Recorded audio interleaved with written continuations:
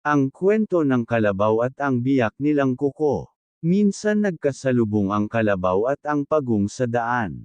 Naglakad sila sa kagubatan at nagkaroon ng magandang pag-uusap. Ang pagong ay kumikero, at madalas magpamalas ng kanyang galing sa pagkuha ng pagkain na may halong pandaraya. Gustong-gusto niya maging kaibigan ng kalabaw sapagkat naisip niya na kapag naging magkaibigan sila, ang malaking hayop na ito ang tutulong sa kanya sa tuwing mapapaaway siya. Kaya sinabi niya sa kalabaw, "Magsama na tayo sa isang tirahan at sabay maghanap ng makakain.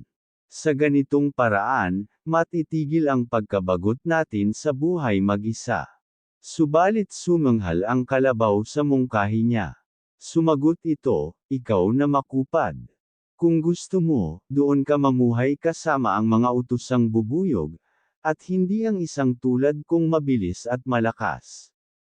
Masyadong nasaktan ng pagong. Upang makabawi, hinamon niya sa isang karera ang kalabaw. Noong una, ayaw tanggapin ng kalabaw ang hamon. Naisip niyang lalabas siyang kaiya-hiya kung makikipagkarera siya sa isang pagong. Sinabi ng pagong sa kalabaw, "Kung hindi ka makikipagkarera sa akin, ipapamalito ko sa buong kagubatan, kakahuyan, at kabundukan, at sasabihin ko sa lahat ng mga kasamahan mo at mga kaibigan ko, at sa buong kaharian ng mga hayop na duwag ka." Dahil dito nakumbinsi din ang kalabaw, at sinabi niya, "Sige, bigyan mo lang ako ng 3 araw para paghandaan ang karera." Masayang-masaya naman ang pagong na naurong ng 3 araw ang karera.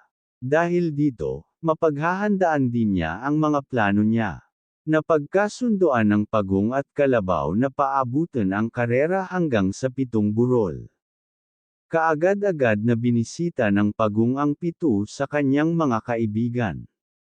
Sinabi niya sa kanila na kapag nanalo siya, para ito sa karangalan ng kaharian ng mga pagong. Nangako naman sila na tutulungan siya. Kinabukasan, ipinuwesto niya ang isang pagong sa itaas ng bawat burol pagkatapos silang bigyan ng tagubilin. Dumating ang 3 araw. Kinabukasan, maagang-maagang nagkita ang pagong at kalabaw sa nagpagkasundo ang burol. Sa isang hudyat, nagsimula na ang takbuhan. Hindi nagtagal, hindi na nakita ng mga mananakbo ang isa't isa. Pagdating sa 2 burol, labis na nagtaka ang kalabaw dahil naroon na at nauna pa sa kanya ang pagong. Sumigaw siya, "Narito ako." Kaagad namang nawala ang pagong.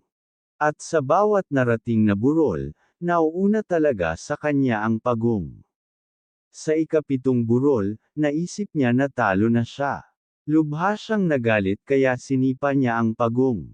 Dahil sa napakatigas ng balat ng pagong, di man lang ito nasaktan. Pero nahati sa 2 ang kuko ng kalabaw sa lakas ng pagsipa niya. Hanggang ngayon, dala-dala pa rin ng mga kalabaw ang tatak ng hindi makatarungang ginawa ng kanilang ninuno laban sa isa na alam niyang higit na mahina sa kanya.